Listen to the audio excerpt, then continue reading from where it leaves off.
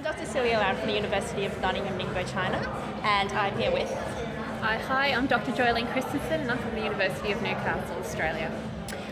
So we're going to be talking about the Marvel Universe, specifically Thor Ragnarok today. So you were talking to me before, and you were saying that you've seen it many, many times. I have, yes. My typical process is that when I really like something, I'll just go back again and again. And particularly with this film, I find that there's something different that I'm seeing every time. And quite frankly, it's just pure enjoyment. So it's a guilty pleasure now. Yeah. Well, it's great to be able to talk about your guilty pleasures. It certainly is. Yeah. So I got into this area.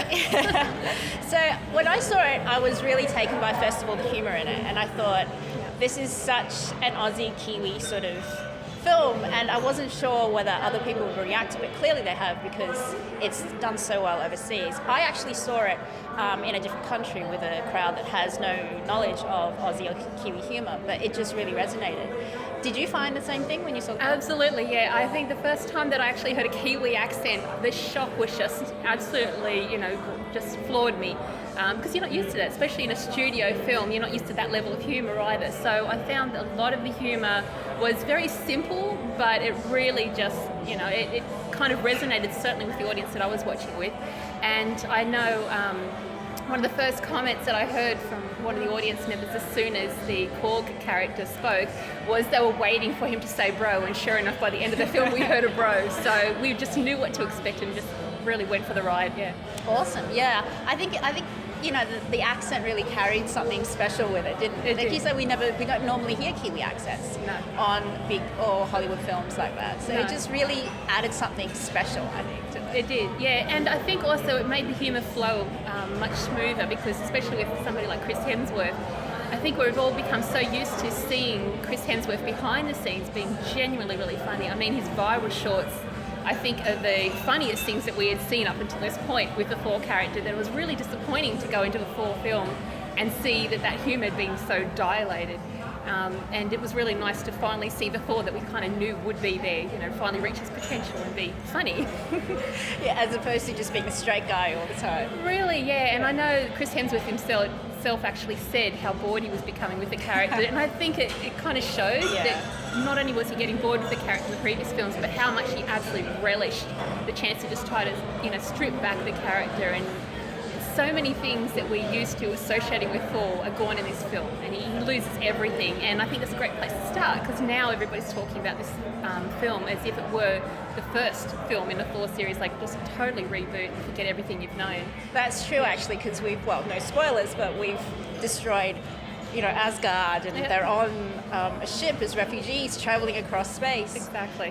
Headed for Earth. That's what we've been told anyway. Yeah. So it is a restart. It's a reboot. Yeah. And what amazing hands to have at the helm of a reboot film like this. So do you think Thor is, I suppose, more Aussie in this film? Or definitely less Shakespeare than he was in the past. And I think that ease of that character and just the sort of the playfulness, I think that's always been hinted at in the previous films, especially the playfulness of the relationships between Thor and Loki, or Thor and Banner, that finally that sort of humour has been really allowed to just sort of flourish. And even leaving in, to me, what looked like bloopers, when Chris Hemsworth is cracking up at a line or things like that. That's what, people love seeing that stuff, and to leave it in a polished Marvel studio film is just so surprising and so fresh that there's a lot of nice surprises like that, in the casting, in the accent, in the humour.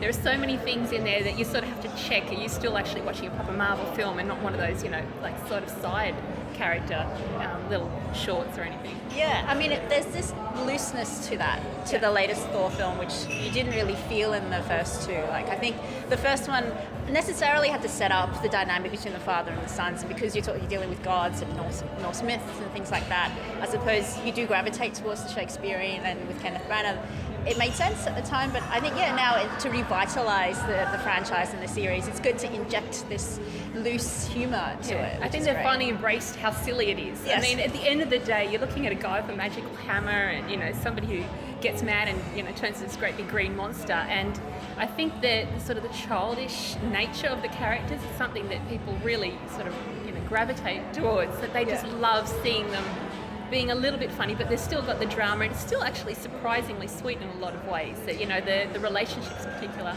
Yeah, I really liked the scene between the father and the two sons on Very the top much. of that cliff just before Odin says goodbye. I think it was very touching, and it didn't feel out of place in such a funny film. Yeah. I think the shift in tone was handled very, very well. Yeah, and the other big standout one for me is just when you see the brothers alone, and it's a very brief moment, but in the elevator, and there's just a very quick comment that Thor actually, you know, doesn't hate Loki, and that, you know, he actually adored him. And you have this sort of moment of, you know, just a look of, you know, kind of a mixed regret and everything, Loki realising that, you know, things could have been very different between them.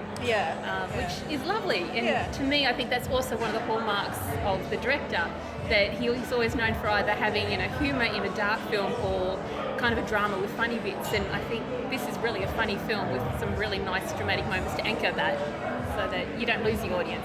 Yeah, exactly. And I think I'm just wondering as well how much of the chemistry that obviously is on screen, but that the two actors share off screen. We all know about the sort of the love they have for each other off screen. How much do you think that is brought into the latest installation of this I think it's crucial, because I mean, we're so used to seeing it, and that's, I think, what's really sort of sustained people through the other films that weren't, you know, as entertaining or anything. We always relied on that chemistry to be like the high point of a film, and to finally see that just sort of unleash and just say, look, this is what it all comes down to. Is the relationship between the brothers, you know what I mean? It's sort of a strange love-hate, but at the end of the day, you know, we know they're always going to have each other's backs. So we've got the playfulness, but we've also got that genuine kind of, you know, respect, as you say. I think that's finally nice to see that coming through, because we're so used to that behind the scenes that, you know, for me, sometimes watching interviews with the actors was more entertaining than seeing the actual films. I would agree with that, yes. So what do you think about the way that, so we have two very strong, very clear female characters in this film, and I know that there's been some discussion lately about you know, the way that Black Widow hasn't really lived up to her potential as a feminist character, or even as a female character, not a feminist character, in the Avengers, because she is a very powerful and very accomplished assassin, essentially, but she doesn't seem to be getting the sorts of storylines that people want her to be getting. What do you think about the female characters in this film? I absolutely loved Scrapper 142. I thought she was phenomenal, and really it was nice to see her as sort of like an equal to Thor in terms of, you know, giving as good as she gets, and a lot of really good action was sort of directed towards her, that there were a number of times that Thor kind of, you know, was surprised that how easily she can, you know, kind of not only keep up with the guys, but usually best them. So I thought she was absolutely phenomenal in that role, and really just held the film really nicely together. I think it was very different with Kate Blanchett. I think for me personally, I thought she was a great villainess, but I was a bit surprised at the same time with, you know, the humour, and I think it's just because she was a little bit kept separate from the rest of the regular cast, and she didn't get to play off other people and be as funny as she could be. So that was the only thing I thought was a little bit missing there, but, you know, she's supposed to be the big bad, so that's true. She kind of has to do that. Yeah, she's carrying the weight of all of that She sort of has. angst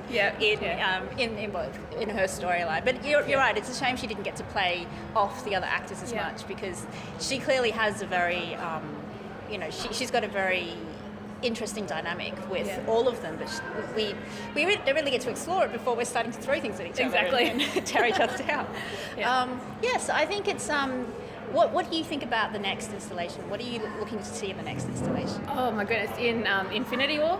Infinity War, or just everything. Or the next time we see Thor and Loki and everyone. Oh, I'm just really excited, because you can sense now how close we're getting to just having everybody.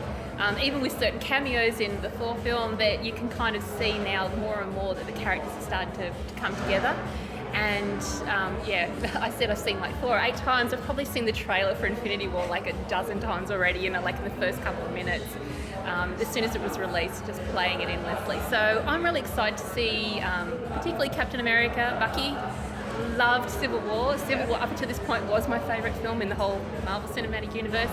Now I think Thor Ragnarok is probably as close, if not the top one for me, just because of the humour, basically. So yeah, I'm just really excited to finally have all those pieces come together and introduce the Guardians of the Galaxy, and, you know, just finally have all the boys come out to play, and, you know, all the boys and girls coming out to play. Exactly. All right, awesome. Well, thanks for the chat, Joyleen. Thank you.